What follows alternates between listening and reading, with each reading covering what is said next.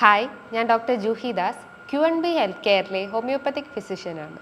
ഈ പുരുഷന്മാരിൽ പ്രോസ്റ്റേറ്റ് ഗ്രന്ഥിയിലുണ്ടാകുന്ന ഒരു നീർക്കെട്ടാണ് അല്ലെങ്കിൽ ഇൻഫ്ലമേഷനെയാണ് ബിനൈൻ പ്രോസ്റ്റേറ്റിക് ഹൈപ്പർട്രോഫി അഥവാ ബിനൈൻ പ്രോസ്റ്റേറ്റിക് എൻലാർജ്മെൻറ്റ് എന്ന് പറയുന്നത്. പുരുഷന്മാരിൽ പ്രോസ്റ്റേറ്റിക് ഗ്ലാൻഡിൻ്റെ ഒരു ഫംഗ്ഷൻ എന്ന് പറഞ്ഞാൽ അവർക്ക് സെമൻ പ്രൊഡക്ഷന് സഹായിക്കും. അവരുടെ യൂറിനറി ബ്ലാഡറിൻ്റെ തൊട്ട് താഴെയായിട്ട് സ്ഥിതി ചെയ്യുന്ന ഒരു ഗ്ലാൻഡാണ് ഈ പ്രോസ്റ്റേറ്റ് ഗ്ലാൻഡ്. അതിൻ്റെ ഉള്ളിൽ കൂടിയാണ് ഒരു യുറേത്രൽ ട്യൂബ് പാസ് ചെയ്യുന്നത്. ജസ്റ്റ് ഒന്ന് ഇമാജിൻ ചെയ്യുക, യൂറിനറി ബ്ലാഡർ ആണെങ്കിൽ ഇതിൻ്റെ തൊട്ട് താഴെയായിട്ട് ഇങ്ങനെ സ്ഥിതി ചെയ്യുന്നതാണ് ഈ പ്രോസ്റ്റേറ്റ് ഗ്ലാൻഡ്. ഇതിൻ്റെ ഉള്ളിൽ കൂടെയാണ് ഈ യുറേത്രൽ ട്യൂബ് അല്ലെങ്കിൽ മൂത്രനാളി പാസ് ചെയ്യുന്നത്. ഈ ഒരു പ്രോസ്റ്റേറ്റിക് ഗ്ലാൻഡിന് ഒരു എൻലാർജ്മെൻറ്റ് അല്ലെങ്കിൽ അതിനൊരു ഇൻഫ്ലമേഷൻ, നീർക്കെട്ട് വരുമ്പോൾ അതിൻ്റെ അകത്തൂടെ പാസ് ചെയ്യുന്ന ആ യുറേത്രൽ സ്ട്രക്ചറിന് കംപ്രഷൻ വരുന്നു അല്ലെങ്കിൽ അത് ബ്ലോക്ക് ആവുന്നു. അപ്പോൾ എന്താ, യൂറിനറി റിലേറ്റ് ചെയ്തിട്ടുള്ള സിംറ്റംസ് ഈ മെയിൽസിൽ ഡെവലപ്പ് ചെയ്യാനുള്ള ചാൻസസ് ഉണ്ട്. അതായത് ലോവർ യൂറിനറി ട്രാക്ട് സിംറ്റംസ് ആണ് പ്രധാനമായിട്ടും അവർക്ക് ഉണ്ടാവുക.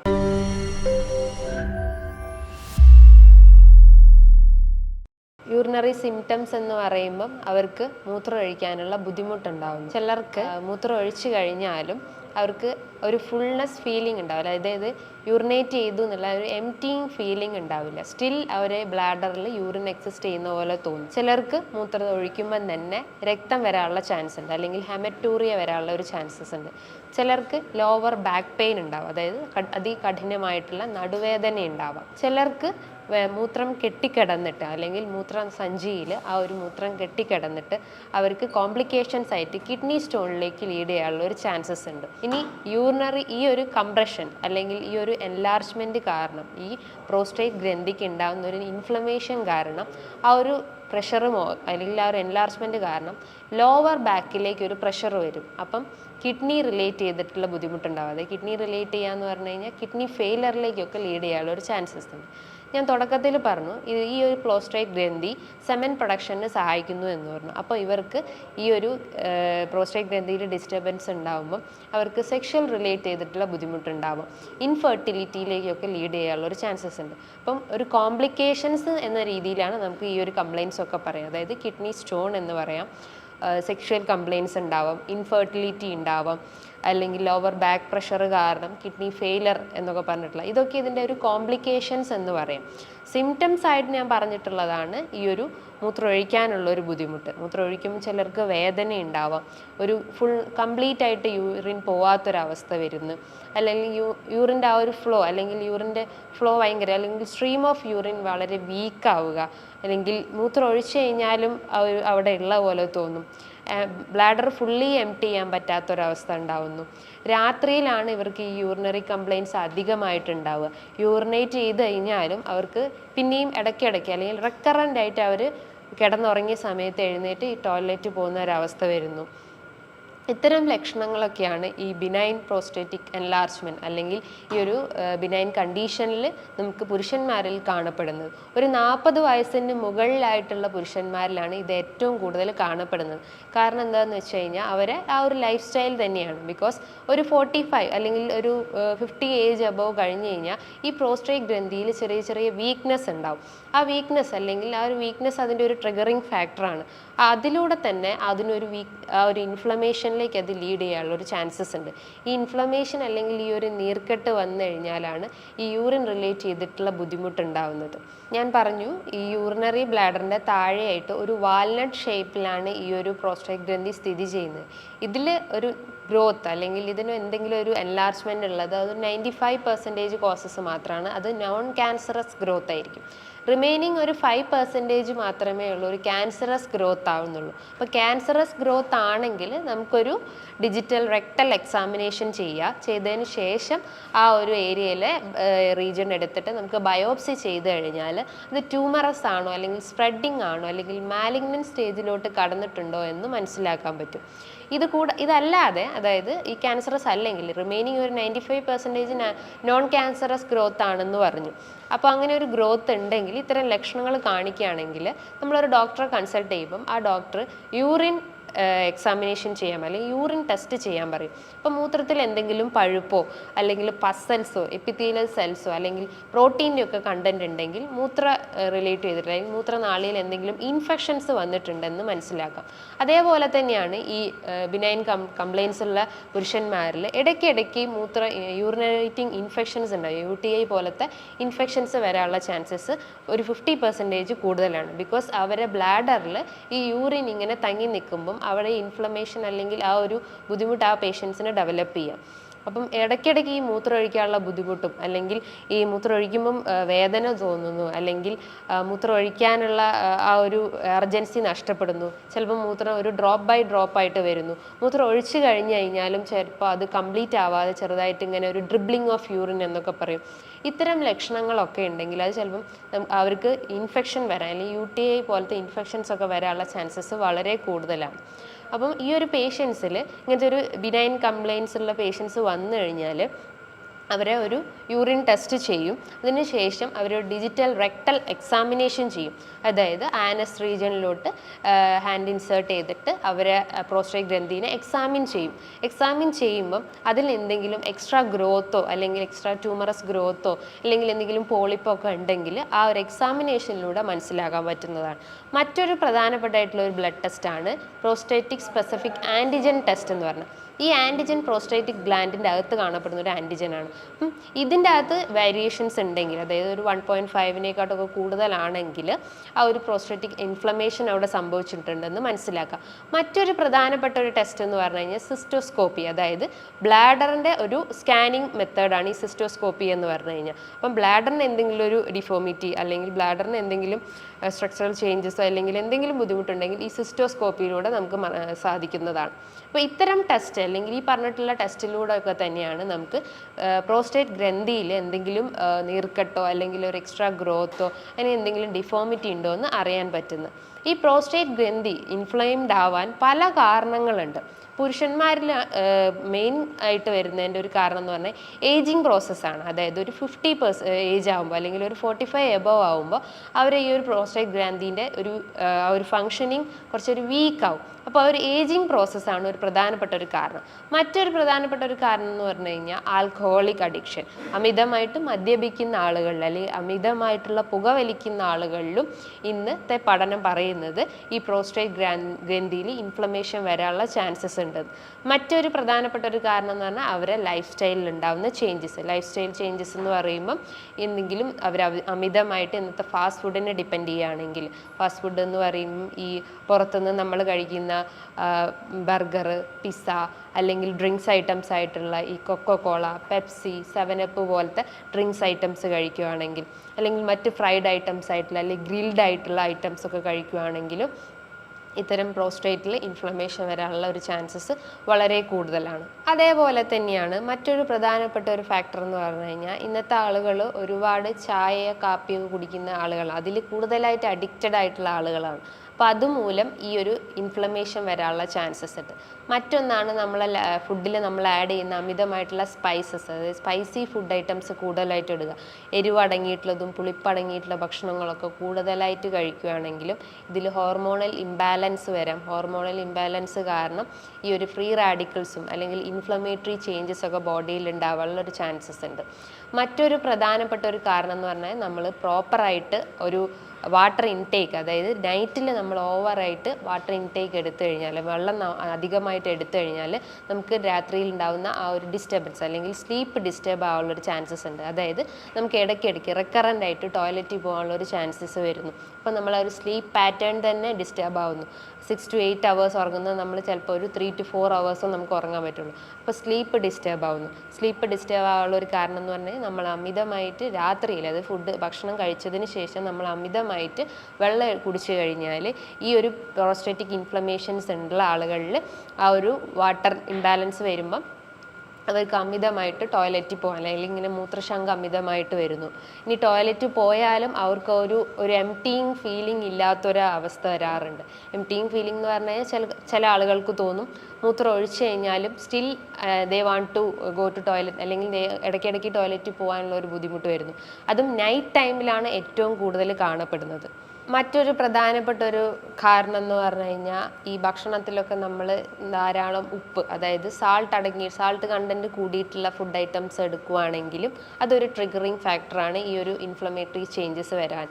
പിന്നെ ഒരു കാരണം എന്ന് പറഞ്ഞു കഴിഞ്ഞാൽ നമുക്ക് ഈ ഫാസ്റ്റ് ഫുഡിൽ വരുന്നതിന് നമ്മൾ ഹൈ കലോറി അല്ലെങ്കിൽ ഹൈ ഫാറ്റി ഫുഡൊക്കെ കഴിക്കുകയാണെങ്കിൽ, ഫാറ്റി ഫുഡ് എന്ന് പറയുമ്പം ഇന്നത്തെ ഈ ഒരു ഇതിൽ വരുന്നതാണ് ഈ പിസ്സ, ബർഗർ പോലത്തെ, അല്ലെങ്കിൽ ഫ്രൈഡ് ഐറ്റംസും അല്ലെങ്കിൽ ഡീപ്പ് ഫ്രൈ ചെയ്തിട്ടുള്ള ചിക്കനും മട്ടനും ഒക്കെ, അല്ലെങ്കിൽ റെഡ് മീറ്റൊക്കെ ഉണ്ടെങ്കിലും അതും കൂടുതലായിട്ട് വരാനുള്ള ചാൻസ്, അല്ലെങ്കിൽ അത് അമിതമായിട്ട് കഴിച്ചു കഴിഞ്ഞാൽ ഈ ഒരു ഇൻഫ്ലമേറ്ററി കണ്ടീഷൻസ് വരാനുള്ള ചാൻസസ് വളരെ കൂടുതലാണ്. അപ്പം നമുക്ക് അറിയാം ഈ വാട്ടർ ഇൻടേക്ക് അല്ലെങ്കിൽ ഈ തെറ്റായിട്ടുള്ള ഒരു ലൈഫ് സ്റ്റൈൽ ചേഞ്ചസ് എന്ന് പറയുമ്പോൾ നമുക്ക് ഇംപ്രോപ്പറായിട്ടുള്ള നമ്മളെ സ്ലീപ്പ്, അതുപോലെ വാട്ടർ ഇൻടേക്ക് പറയാം. പിന്നെ ഈ ഫ്രൈഡ് ഫുഡ് ഐറ്റംസ് അല്ലെങ്കിൽ processed food items, carbonated drinks ഒക്കെ കൂടുതലായിട്ട് എടുക്കുക, spicy items, oily food items, ഇതൊക്കെയാണ് ഇതിൻ്റെ ഒരു ട്രിഗറിങ് ഫാക്ടർ, അല്ലെങ്കിൽ ഇതിനെ അഗ്രിവേറ്റ് ചെയ്യുന്ന ഒരു ഫാക്ടർ എന്ന് പറഞ്ഞു കഴിഞ്ഞാൽ ഇത്രയും ഇതൊക്കെയാണ്. ഇത് കൺട്രോൾ ചെയ്ത് കഴിഞ്ഞാലുള്ളൂ നമുക്ക് ഈ ഒരു ഇൻഫ്ലമേറ്ററി ചേഞ്ചസിനെ നമുക്ക് കൺട്രോൾ ചെയ്യാൻ പറ്റുള്ളൂ. ഇൻഫ്ലമേറ്ററി ചേഞ്ചസിനെ കൺട്രോൾ ചെയ്യാൻ നമ്മൾ ചെയ്യേണ്ടത് ഒരു ഡയറ്റിൽ നമ്മൾ ആൻറ്റി ഇൻഫ്ലമേറ്ററി ആയിട്ടുള്ള ഫുഡ് ഐറ്റംസ് എടുക്കുക, അല്ലെങ്കിൽ നീർക്കെട്ട് കുറയ്ക്കാൻ സഹായിക്കുന്ന ഫുഡ് ഐറ്റംസ് നമ്മൾ ഡയറ്റിൽ ഉൾപ്പെടുത്തുക. അതായത് ഫ്രൂട്ട്സ് ആയിട്ടും വെജിറ്റബിൾസ് ആയിട്ടും സീഡ് ഐറ്റംസ് ആയിട്ടും നമ്മളെ ഡയറ്റിൽ ഉൾപ്പെടുത്തി കഴിഞ്ഞാൽ ഈ ഒരു ഇൻഫ്ലമേഷൻ അല്ലെങ്കിൽ ഈ ഒരു സ്വെല്ലിങ് നമുക്ക് കുറയ്ക്കാൻ പറ്റും. അതോടൊപ്പം തന്നെ അതിനോടനുബന്ധിച്ചിട്ടുള്ള ആ ഒരു സിംറ്റംസിൻ്റെ ഒരു ഇൻറ്റൻസിറ്റി നമുക്ക് കുറയ്ക്കാൻ പറ്റും. ഈ ഒരു പ്രോസ്ട്രേറ്റ് ഗ്രന്ഥി തന്നെ പല സ്റ്റേജിലായിട്ടുണ്ട്: മൈൽഡ്, മോഡറേറ്റ്, സിവിയർ. ഇനീഷ്യലി ഈ പേഷ്യൻറ്റിന് ചിലപ്പം ഒരു ചെറിയ രീതിയിലുള്ളൊരു സിംറ്റംസ് മാത്രമായിരിക്കും, ചിലപ്പോൾ അവർക്ക് യൂറിനേറ്റ് ചെയ്യുമ്പോൾ ഒരു വേദന പോലെയൊക്കെ ആയിരിക്കും കാണപ്പെടുക. ഒരു സ്റ്റേജ് കഴിഞ്ഞാൽ കുറച്ചുകൂടി ഒരു മോഡറേറ്റ് സ്റ്റേജിലോട്ടൊക്കെ പോകുമ്പോഴായിരിക്കും അവർക്ക് നൈറ്റിൽ ഈ ഒരു റെക്കറൻസി വരിക. റെക്കറൻസി എന്ന് പറഞ്ഞു കഴിഞ്ഞാൽ ഇടയ്ക്കിടയ്ക്ക് മൂത്രമൊഴിക്കാൻ തോന്നുക. പിന്നെ ഒരു സ്റ്റേജ് കഴിഞ്ഞാൽ, അതായത് ഒരു 4th സ്റ്റേജ് അല്ലെങ്കിൽ ഒരു 3rd സ്റ്റേജിലോട്ടൊക്കെ എത്തിക്കഴിഞ്ഞാൽ, കുറച്ചുകൂടി സിവിയർ സ്റ്റേജിലോട്ട് എത്തിക്കഴിഞ്ഞാൽ അവർക്ക് റെക്കറൻ്റായിട്ട് ഈ ഇൻഫെക്ഷൻസ് വരും. കാരണം ബ്ലാഡറിൽ ഈ ഒരു യൂറിൻ ഇങ്ങനെ കെട്ടിക്കിടക്കുമ്പോൾ അവർക്ക് ഇൻഫെക്ഷൻസ് വരാനുള്ള ചാൻസസ് ഉണ്ട്. അതോടൊപ്പം തന്നെ അതിൻ്റെ ഒരു കോംപ്ലിക്കേഷൻസ് ആയിട്ട് ഞാൻ തുടക്കത്തിൽ തന്നെ പറഞ്ഞു, സ്റ്റോണിൽ വരാനുള്ള ചാൻസ്, അതായത് കാൽഷ്യം ഓക്സലേറ്റ് പോലത്തെ സ്റ്റോണൊക്കെ കിഡ്നിയിൽ ഡെപ്പോസിറ്റ് ചെയ്യാനുള്ള ഒരു ചാൻസസ് ഉണ്ട്. അപ്പോൾ കിഡ്നിയിൽ ഡെപ്പോസിറ്റ് ചെയ്ത് കഴിഞ്ഞാൽ അവർക്ക് കിഡ്നി ഫെയിലർ ഉണ്ടാവാൻ ചാൻസസ് ഉണ്ട്. കിഡ്നി ഫെയിലർ എന്ന് പറയുമ്പോൾ എന്താ, നമുക്ക് യൂറിനറി ഔട്ട്പുട്ട് ലെസ് ആവുന്നൊരു കണ്ടീഷൻ. നോർമൽ യൂറിനറി ഔട്ട്പുട്ട് എന്ന് പറയുമ്പോൾ 1 to 1.5 ലിറ്റർ ആണ്. അപ്പം ആ ഒരു യൂറിനറി ഔട്ട്പുട്ടിലേക്ക് തന്നെ ലീഡ് ചെയ്യാനുള്ള ഒരു ചാൻസസ് ഉണ്ട്. അപ്പം ഒരു ഒലിഗോ യൂറിയ എന്നുള്ള കണ്ടീഷനിലേക്കൊക്കെ വരാറുണ്ട്. അതിൽ ഒലിഗോ യൂറിയ എന്ന് പറഞ്ഞാൽ ഒരു 400 ml അത്രയും യൂറിനറി ഔട്ട്പുട്ട് കുറയുന്ന ഒരു അവസ്ഥയിലൊക്കെ ഈ ഒരു ഇൻഫ്ലമേറ്ററി ചേഞ്ചസ് വന്നു കഴിഞ്ഞാൽ നമ്മളെ ബോഡിയിൽ ഈ ഒരു ഇത് കാണിക്കാൻ ചാൻസസ് ഉണ്ട്. ഞാൻ നേരത്തെ പറഞ്ഞു, ഈ ഒരു ഇൻഫ്ലമേറ്ററി ചേഞ്ചസ് പ്രോസ്റ്റേറ്റ് ഗ്രന്ഥിയിൽ വന്നു കഴിഞ്ഞാൽ നമ്മൾ ചെയ്യേണ്ട ടെസ്റ്റിൽ ഒരു ഇതാണ്, നമുക്ക് സ്കാനിങ് ചെയ്യാം. അതായത് വയറിനൊരു അൾട്രാസോണോഗ്രഫി എടുത്തു കഴിഞ്ഞാൽ യൂഎസ്ജി ഓഫ് അബ്ഡമൻ ആൻഡ് പെൽവിസിൻ്റെ ഒരു സ്കാനിങ് ചെയ്ത് കഴിഞ്ഞാൽ പെൽവിക് റീജിയണിൽ സിറ്റുവേറ്റ് ചെയ്തിട്ടുള്ള ഓർഗൻസിൻ്റെ എല്ലാതിൻ്റെയും ഡീറ്റെയിൽസ് അതിൽ വരും. അതിലാണ് കിഡ്നിയിൽ എന്തെങ്കിലും ഫങ്ഷൻസ്, യൂറിനറി ബ്ലാഡർ, യുറെറ്റർ, ഫീമെയിൽസിലാണെങ്കിൽ ഓവറി, യൂട്രസ്, മെയിൽസിലാണെങ്കിൽ പ്രോസ്റ്റേറ്റ് ഗ്ലാൻഡിൽ ഇൻഫ്ലമേഷൻസ് ഉണ്ടെങ്കിൽ അതൊക്കെ അറിയാൻ പറ്റും. അപ്പം ഈ ഒരു സ്കാനിങ്ങിലൂടെ തന്നെ അതിൻ്റെ അകത്ത് നമുക്ക് റിപ്പോർട്ട് പ്രകാരം അതിൽ എഴുതിയിട്ടുണ്ടാവും ഇൻഡിക്കേറ്റഡ് എന്ന് പറഞ്ഞിട്ട്, പ്രോസ്റ്റേറ്റ് മെഗാലി അല്ലെങ്കിൽ പ്രോസ്റ്റേറ്റ് ഗ്ലാൻഡ് ഇൻഫ്ലമേഷൻ എന്നൊക്കെ പറഞ്ഞിട്ട്, അല്ലെങ്കിൽ എൻലാർജ്മെൻറ്റ് എന്നൊക്കെ പറഞ്ഞിട്ട് ആ ഒരു റിപ്പോർട്ടിൽ എഴുതി കാണിക്കുന്നതാണ്. അപ്പം ഈ ഒരു സ്കാനിങ് എടുത്തു കഴിഞ്ഞാൽ അതിന് ഇൻഫ്ലമേറ്ററി ആയിട്ടുണ്ടോ, അല്ലെങ്കിൽ ഏത് സ്റ്റേജിലാണ്, മൈൽഡ് ആണോ, മോഡറേറ്റ് ആണോ, സിവിയർ ആണോ, ഏത് സ്റ്റേജ് ആണെന്ന് നമുക്ക് സ്കാനിങ്ങിലൂടെ അറിയാൻ പറ്റും. ഇനി നമുക്ക് ഒരു നോൺ ക്യാൻസറസ് അല്ലെങ്കിൽ ക്യാൻസറസ് ഗ്രോത്ത് വല്ലതും ഉണ്ടെങ്കിൽ, ഞാൻ തുടക്കത്തിൽ പറഞ്ഞിട്ടുണ്ട്, അതൊരു ട്യൂമർ സ്റ്റേജിലോട്ട് കടന്നിട്ടുണ്ടെങ്കിൽ അതിൻ്റെ ഒരു ബയോപ്സി എടുക്കാം. ബയോപ്സി എടുത്തു കഴിഞ്ഞാൽ നമുക്കറിയാൻ പറ്റും അതൊരു ഡിഫറൻഷ്യേറ്റിംഗ് ആണോ, അല്ലെങ്കിൽ മാലിഗ്നൻ സ്റ്റേജിലുണ്ടോ, അല്ലെങ്കിൽ ബിനൈൻ സ്റ്റേജ് തന്നെയാണോ എന്ന് അറിയാൻ സഹായിക്കുന്നതാണ്.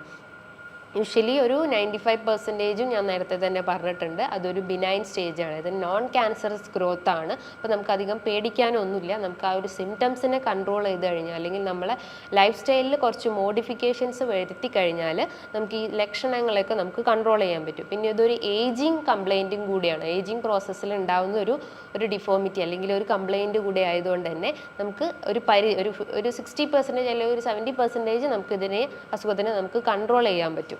റിമൈനിങ് നമുക്ക് മെഡിസിൻസോ അല്ലെങ്കിൽ മറ്റെന്തെങ്കിലും ഡയറ്റിലൊക്കെ ഫോക്കസ് ചെയ്ത് കഴിഞ്ഞാൽ നമുക്ക് ഈ ഒരു അസുഖത്തിന് നമുക്ക് കൺട്രോൾ ചെയ്യാൻ പറ്റും. ഇനി ഇത്തരം പേഷ്യൻസ് അല്ലെങ്കിൽ ഈ ഒരു പ്രോസ്റ്റേറ്റ് എൻലാർജ്മെൻ്റ് ഉള്ള ആളുകൾ നമ്മൾ ഫോക്കസ് ചെയ്യേണ്ട അല്ലെങ്കിൽ അവർ ഫോക്കസ് ചെയ്യേണ്ട ഡയറ്റ് എന്തൊക്കെയാണെന്ന് നമുക്ക് നോക്കാം. ഡയറ്റ് എന്ന് പറയും അവർ ഒഴിവാക്കേണ്ട ഒരു ഡയറ്റ് എന്ന് പറഞ്ഞാൽ അതിൻ്റെ ഒരു ട്രിഗറിങ് ഫാക്ടർ ആയിട്ടുള്ളതാണ് ഈ ഫ്രൈഡ് ഫുഡ്, അല്ലെങ്കിൽ ഹൈ ഓയിലി ഫുഡ് ആയിട്ടുള്ളത്, അല്ലെങ്കിൽ ലോ ഫൈബർ റിച്ച് ആയിട്ടുള്ള ഫുഡ് ഐറ്റംസ് ഒക്കെ എടുക്കുന്നുണ്ടെങ്കിൽ, അതായത് ലോ ഫൈബറിന് പകരം ഹൈ ഫൈബർ റിച്ച് ആയിട്ടുള്ള ഫുഡ് ഐറ്റംസ് എടുക്കുക. ഫാറ്റി ഫുഡ് ആണെങ്കിൽ ഫാറ്റി ഫുഡ് ഒഴിവാക്കിയിട്ട് നല്ല ഹെൽത്തി ഫാറ്റ്സ്, അൺഹെൽത്തി ഫാറ്റിന് പകരം ഹെൽത്തി ഫാറ്റ്സ് നമ്മളെ ബോഡിക്ക് കൊടുക്കാൻ ശ്രമിക്കുക. അതുപോലെ ഫ്രൈഡ് ഫുഡ് ഐറ്റംസ് ഉണ്ടെങ്കിൽ, അതായത് നമ്മളിപ്പം ചിക്കൻ ആയാലും ഫിഷ് ഐറ്റംസ് ആയാലും നന്നായി ഡീപ്പ് ഫ്രൈ ചെയ്യുന്ന ആളുകളായിരിക്കും. അതും ഇങ്ങനത്തെ റിഫൈൻഡ് ഓയിൽസ് ഒക്കെ വെച്ചിട്ടായിരിക്കും അവർ ആ ഒരു ഓയിൽ കുക്ക് ചെയ്യുന്നത്. പകരം നമുക്ക് കോക്കനട്ട് ഓയിലോ അല്ലെങ്കിൽ ഒലിവ് ഓയിലൊക്കെ യൂസ് ചെയ്തിട്ട് അതും ഡീപ്പ് ഫ്രൈ ഒഴിവാക്കിയിട്ട് ഒരു ഷാലോ ഫ്രൈ അത് ചെയ്യുന്നത് നല്ലതാണ്. കഴിവതും ഓയിലി ഫുഡ് ഒഴിവാക്കാൻ ശ്രമിക്കാം. മറ്റൊന്നാണ് സ്പൈസി ഫുഡ് ഐറ്റംസ് ആയിട്ടുള്ള ഇത്തരം ന്യൂഡിൽസും അല്ലെങ്കിൽ പിസ്സ, ബർഗർ പോലത്തെ ഇങ്ങനത്തെ മോർ സ്പൈസസ് ആഡ് ചെയ്തിട്ട് അല്ലെങ്കിൽ മോർ മസാലാസ് ആഡ് ചെയ്തിട്ടുള്ള ഫുഡ് ഐറ്റംസ് ഉണ്ടെങ്കിൽ അത് പൂർണ്ണമായിട്ടും ഒഴിവാക്കാൻ ശ്രമിക്കുക. ബിക്കോസ് ആ ഒരു ഫുഡാണ് പല അസുഖങ്ങളിലേക്കും ലീഡ് ചെയ്യുന്നത്. ഇന്നത്തെ ഒരു അതായത് ഇന്നത്തെ ഒരു ജങ്ക് ഫുഡ് അല്ലെങ്കിൽ ഫാസ്റ്റ് ഫുഡിനെ ഡിപ്പെൻഡ് ചെയ്തിട്ടാണ് ഒരു 70% ആളുകളും ജീവിക്കുന്നത്. ഹോട്ടൽ ഫുഡിന് തന്നെയാണ് എല്ലാവരും ഡിപ്പെൻഡ് ചെയ്യുന്നത്. നമ്മൾ വീട്ടിൽ കുക്ക് ചെയ്യുന്ന അല്ലെങ്കിൽ വീട്ടിലുണ്ടാക്കുന്ന ഒരു ഹെൽത്തി ഫുഡിനെ ആരും ഡിപ്പെൻഡ് ചെയ്യാറില്ല. അതുമൂലം തന്നെ നമുക്ക് ഇതും അല്ല ഇതിനോടനുബന്ധിച്ചിട്ടുള്ള പല അസുഖങ്ങളും വരാനുള്ള ഒരു ചാൻസസ് ഉണ്ട്. അപ്പം നമുക്ക് ഫോക്കസ് ചെയ്യേണ്ടത് ഈ ഒരു ഫ്രൈഡ് ഫുഡ് ഐറ്റംസ് ഒഴിവാക്കിയിട്ട് നല്ല ഹെൽത്തി ആയിട്ടുള്ള ന്യൂട്രീഷ്യസ് ഫുഡ് ഐറ്റംസ് എടുക്കാൻ ശ്രമിക്കുക. ഇനി ചായയും കാപ്പിയും ഒക്കെ ഡെയിലി നമ്മളൊരു 4-5 നേരമൊക്കെ എടുക്കുന്ന ആളുകളാണെങ്കിൽ അത് ഒരു നേരമൊക്കെ നമുക്ക് കുറയ്ക്കാൻ നോക്കുന്നത് അത്രയും നല്ലതാണ്. ബിക്കോസ് അഡിക്റ്റഡ് ആയിട്ടുള്ള ഒരാൾക്ക് ഇത്തരം ഇത് കുറയ്ക്കുക എന്ന് പറയുമ്പോൾ അവർക്ക് ഭയങ്കര ബുദ്ധിമുട്ടായിരിക്കും. അപ്പം ചായയും കാപ്പിയും ഒക്കെ എടുക്കുന്നുണ്ടെങ്കിൽ അത് ഒരു നേരം അല്ലെങ്കിൽ ഒരു രാവിലെയോ അല്ലെങ്കിൽ ഒന്നെങ്കിൽ ഈവനിങ് ആയിട്ടുള്ള ഒരു ചായയോ കാപ്പിയോ എടുക്കുന്നത് നല്ലതാണ്. ആൽക്കഹോളിക് അഡിക്ഷനും സ്മോക്കിങ്ങും പൂർണ്ണമായിട്ടും ഒഴിവാക്കേണ്ട ഒരു ഫാക്ടറാണ്. ബിക്കോസ് അത് ഏറ്റവും കൂടുതൽ ഇതിനെ കോൺട്രിബ്യൂട്ട് ചെയ്യുന്ന ഒരു ഫാക്ടറാണ്. അത് പൂർണ്ണമായിട്ട് ഒഴിവാക്കി കഴിഞ്ഞാൽ നമുക്ക് ഫാറ്റി ലിവർ പോലത്തെ അസുഖങ്ങളും അല്ലെങ്കിൽ സിറോസിസും ഒക്കെ ഉണ്ടെങ്കിൽ അത് നമുക്ക് കൺട്രോൾ ചെയ്യാൻ പറ്റുന്നതാണ്. ഇനി നമ്മൾ ഡയറ്റിൽ ഫ്രൂട്ട്സ് ആയാലും വെജിറ്റബിൾസ് ആയാലും നമുക്ക് കഴിക്കുന്നത് കൊണ്ട് കുഴപ്പമൊന്നുമില്ല. അപ്പോൾ വെജിറ്റബിൾസിൽ നോക്കുമ്പം നമുക്ക് ടൊമാറ്റോ കഴിക്കാം. ടൊമാറ്റോൻ്റെ അകത്ത് ലൈക്കോപ്പിൻ എന്ന് പറഞ്ഞിട്ടുള്ളൊരു കണ്ടൻറ്റ് അടങ്ങിയിട്ടുണ്ട്. ഇതിനൊരു ആൻറ്റി ഇൻഫ്ലമേറ്ററി പ്രോപ്പർട്ടി ആണുള്ളത്. അതായത് ഇൻഫ്ലമേറ്ററി എന്ന് പറയുമ്പം നീർക്കെട്ടുണ്ടാക്കുന്നത്. ഈ നീർക്കെട്ടിനെ കുറയ്ക്കാൻ സഹായിക്കുന്നതാണ് ഈ ലൈക്കോപ്പിൻ ഉള്ള ഈ ടൊമാറ്റോ. അപ്പോൾ ടൊമാറ്റോ ഉള്ള ഭക്ഷണങ്ങൾ, ടൊമാറ്റോ ഇട്ടുള്ള കറിയോ അല്ലെങ്കിൽ വേറെ എന്തെങ്കിലും തോരനായിട്ടൊക്കെ നമുക്ക് കഴിക്കുന്നത് നല്ലതാണ്. അതേപോലെ തന്നെയാണ് വെള്ളരിക്ക കഴിക്കുന്നതും നല്ലതാണ്. ഇതും ഇതുപോലത്തെ ആൻറ്റി ഇൻഫ്ലമേറ്ററി അല്ലെങ്കിൽ ആൻറ്റി ഓക്സിഡൻറ്റ് പ്രോപ്പർട്ടീസൊക്കെ ഉള്ളതാണ്. അതേപോലെ തന്നെയാണ് വെജിറ്റബിൾസിൽ നമുക്ക് കഴിക്കുന്നത് വൈറ്റമിൻ എ റിച്ച് ആയിട്ടുള്ള ക്യാരറ്റ്. ഇത് ഇൻഫ്ലമേറ്ററി പ്രോപ്പർട്ടി ഉണ്ട്. അതോടൊപ്പം തന്നെ നമ്മളെ കണ്ണിൻ്റെ അതായത് ഐൻ്റെ ഹെൽത്ത് ഇൻക്രീസ് ചെയ്യുന്നതും ഈ ക്യാരറ്റിൻ്റെ അകത്തുണ്ട്. അത് ക്യാരറ്റിൻ്റെ അകത്ത് ബീറ്റാ കരോട്ടിൻ എന്ന് പറഞ്ഞ കണ്ടന്റ് ഉള്ളത് കൊണ്ട് തന്നെ ഇതിന് 2 പ്രോപ്പർട്ടി ഉണ്ട്. അതായത് നേരത്തെ പറഞ്ഞിട്ടുള്ള ഐൻ്റെ ഹെൽത്തും ഇൻക്രീസ് ചെയ്യുന്നു, ഈ പ്രോസ്റ്റേറ്റിൻ്റെ ഹെൽത്തും ഇൻക്രീസ് ചെയ്യുന്നു. മറ്റ് ഫ്രൂട്ട്സിലേക്ക് വരുവാണെങ്കിൽ ഫ്രൂട്ട്സിൽ നമുക്ക് ഒരുവിധം ഫ്രൂട്ട്സ് എല്ലാം കഴിക്കാം. അതിൽ മെയിനായിട്ട് നമ്മൾ ഫോക്കസ് ചെയ്യേണ്ടതാണ് പപ്പായ, പേരക്ക, വാട്ടർമെലൺ. ഈ മൂന്നും ഈ ഒരു അസുഖത്തിനെ റെഡ്യൂസ് ചെയ്യാൻ അല്ലെങ്കിൽ ആ ഒരു ഇൻഫ്ലമേറ്ററി കണ്ടീഷൻസിനെ സ്വെല്ലിംഗ് ഒക്കെ കുറയ്ക്കാൻ സഹായിക്കുന്നതാണ് ഈ 3 ഫ്രൂട്ട്സ് ഐറ്റംസ്. മറ്റുള്ള ഫ്രൂട്ട്സും നിങ്ങൾക്ക് കഴിക്കാവുന്നതാണ്. പക്ഷേ മെയിൻലി നമ്മളെ ഫ്രൂട്ട്സ് കഴിക്കുകയാണെങ്കിൽ ഇത് 3 ഉൾപ്പെടുത്താൻ ശ്രമിക്കാം. മറ്റൊരു പ്രധാനപ്പെട്ട ഒരു സീഡ് ഐറ്റംസ്, ഇതിപ്പോൾ നേരത്തെ പറഞ്ഞിട്ടുള്ളതാണ് വെജിറ്റബിൾസും ഫ്രൂട്ട്സും. ഇനിയിപ്പോൾ സീഡ് ഐറ്റംസിൽ നോക്കുകയാണെങ്കിൽ നമുക്ക് പിസ്ത, ബദാമൊക്കെ കഴിക്കുന്നതും നല്ലതാണ്. സീഡ് ഒരുവിധം എല്ലാ സീഡ്സും നമുക്ക് കഴിക്കുന്നതും കുഴപ്പമൊന്നുമില്ല. ബിക്കോസ് അതിൻ്റെ അകത്ത് ഇതുപോലെ തന്നെ ആൻറ്റി ഇൻഫ്ലമേറ്ററി പ്രോപ്പർട്ടീസും ഉണ്ട്, ആൻറ്റി ഓക്സിഡൻറ്റ് പ്രോപ്പർട്ടീസും ഉണ്ട്. ഇത് നമ്മളെ ബോഡിയിൽ ഫ്രീ റാഡിക്കൽസിനെയൊക്കെ സഹായിക്കുകയും omega-3 ഫാറ്റി ആസിഡ്സ് ഉള്ളതുകൊണ്ട് തന്നെ ഇത്തരം ഇൻഫ്ലമേഷൻസും പെയിൻ അല്ലെങ്കിൽ സ്വെല്ലിങ്സ് ഒക്കെ റെഡ്യൂസ് ചെയ്യാൻ സഹായിക്കുന്നതാണ്. മറ്റൊരു പ്രധാനപ്പെട്ട ഒരു സീഡ് ഐറ്റമാണ് പംകിൻ സീഡ്സ്. ഇതിൻ്റെ അകത്ത് ഒരുപാട് മെഗ്നീഷ്യം അടങ്ങിയിട്ടുണ്ട്. ഇത് ആൻറ്റി ഇൻഫ്ലമേറ്ററി പ്രോപ്പർട്ടി ഉണ്ട്. അതോടൊപ്പം തന്നെ നമ്മളെ പ്രതിരോധ ശേഷിയൊക്കെ ഇൻക്രീസ് ചെയ്യുകയും ചെയ്യും. ഇത് കഴിച്ചു കഴിഞ്ഞാൽ നമ്മളെ മസിൽ സ്ട്രെങ്ത്തും അല്ലെങ്കിൽ നമ്മളെ ബോൺ സ്ട്രെങ്ത്തും ഒക്കെ ഇൻക്രീസ് ചെയ്യാൻ പറ്റുന്നതാണ്. അതേപോലെ തന്നെയാണ് നമ്മുടെ ഡയറ്റിൽ ഉൾപ്പെടുത്തുന്നതാണ് വെളുത്തുള്ളിയും അല്ലെങ്കിൽ ചുവന്നുള്ളിയും ഒക്കെ. ഇതൊക്കെ ഇതിൻ്റെ അകത്ത് ഒരുപാട് ന്യൂട്രിയൻസും വൈറ്റമിൻസും ഒക്കെ അടങ്ങിയിട്ടുണ്ട്. ഇത് നമ്മളെ ഡയറ്റിൽ ഉൾപ്പെടുത്തി കഴിഞ്ഞാൽ ഇത്തരം സ്വെല്ലിങ്ങും ഇൻഫ്ലമേഷൻസും അല്ലെങ്കിൽ നമ്മളെ ഗട്ട് ഹെൽത്ത് ഒക്കെ ക്ലിയർ ചെയ്യാൻ സഹായിക്കുന്നതാണ്. അപ്പോൾ ഈ പറഞ്ഞിട്ടുള്ള ഒരു പ്രോപ്പർ രീതിയിലുള്ള ഒരു ഡയറ്റ് നമുക്ക് ഫോക്കസ് ചെയ്ത് കഴിഞ്ഞാൽ ഈ ഒരു അസുഖത്തെ നമുക്ക് പൂർണ്ണമായിട്ടും അല്ലെങ്കിൽ ഒരു 80% നമുക്ക് കൺട്രോൾ ചെയ്യാൻ സഹായിക്കുന്നതാണ്. ഇതോടൊപ്പം തന്നെ നമുക്കൊരു ലൈറ്റ് എക്സസൈസ് ചെയ്യുക, അതായത് കീഗൽ എക്സസൈസ് പോലത്തെ എക്സസൈസ് ഒക്കെ ചെയ്ത് കഴിഞ്ഞാൽ ആ ഒരു പെൽവിക് മസിൽസ് അല്ലെങ്കിൽ ബട്ടക്സ് റീജിയത്തിലുള്ള മസിൽസിനൊക്കെ കുറച്ചുകൂടി ഒരു സ്ട്രെങ്തൻ കിട്ടുകയും അല്ലെങ്കിൽ അതൊന്നുകൂടി റിലാക്സ് ആവുകയും ആ ഒരു ഏരിയയ്ക്ക് കൂടുതൽ ബ്ലഡ് സപ്ലൈ ഒക്കെ എത്തുകയും ഈ നീർക്കെട്ട് അല്ലെങ്കിൽ ഇൻഫ്ലമേഷൻസ് ഒക്കെ റെഡ്യൂസ് ചെയ്യാൻ സഹായിക്കുന്നതാണ്. അപ്പോൾ ഈ പറഞ്ഞിട്ടുള്ള ഒരു എക്സസൈസും വാട്ടർ ഇൻടേക്കും ഡയറ്റും മെയിനായിട്ട് നമ്മൾ ഫോക്കസ് ചെയ്യുക. അപ്പം ഏതൊരു അസുഖം വന്നു കഴിഞ്ഞാലും നമ്മൾ പെട്ടെന്ന് പോയിട്ട് മെഡിസിൻസ് എടുത്തിട്ട് ആ ഒരു ഇൻഫ്ലമേഷൻസ് അല്ലെങ്കിൽ നീർക്കെട്ടിനെ താൽക്കാലികമായി നിർത്താനല്ല ചെയ്യേണ്ടത്. നമ്മൾ ആദ്യം ഇത് വന്നതിൻ്റെ റൂട്ട് കോസ് കണ്ടെത്തുക, അതിനുശേഷം അതിൻ്റെ എന്തെങ്കിലും ഡയറ്റ് അല്ലെങ്കിൽ എക്സസൈസ് ഒരു 4th ഇതിലോട്ടാണ് നമ്മൾ മെഡിസിൻസ് ഫോക്കസ് ചെയ്യേണ്ടത്. പൂർണ്ണമായിട്ട് ഒരു മെഡിസിൻസിനെ ഡിപ്പെൻഡ് ചെയ്ത് നമുക്ക് ഈ ഒരു സിറ്റുവേഷൻസ് അല്ലെങ്കിൽ ഈ ഒരു കാലത്ത് നമുക്ക് അസുഖത്തെ മാറ്റിയെടുക്കാൻ പറ്റില്ല. ബിക്കോസ് ഈ ഒരു തെറ്റായിട്ടുള്ളൊരു ജീവിതശൈലി അല്ലെങ്കിൽ ഇംപ്രോപ്പർ ആയിട്ടുള്ള ഒരു ഡയറ്റാണ് ഓൾമോസ്റ്റ് എല്ലാ അസുഖത്തിലേക്കും ലീഡ് ചെയ്യുന്നത്. അപ്പം ഡയറ്റിൽ നമ്മൾ ആദ്യം നന്നായിട്ട് ഫോക്കസ് ചെയ്യാൻ നോക്കുക, ദെൻ എക്സസൈസ് ചെയ്യുക, ദെൻ ഈ ഒരു മെഡിസിൻസും സ്റ്റാർട്ട് ചെയ്ത് കഴിഞ്ഞാൽ ഇത്തരം നീർക്കെട്ടിനെയൊക്കെ നമുക്ക് പൂർണ്ണമായിട്ടും മാറ്റിയെടുക്കാൻ പറ്റുന്നതാണ്.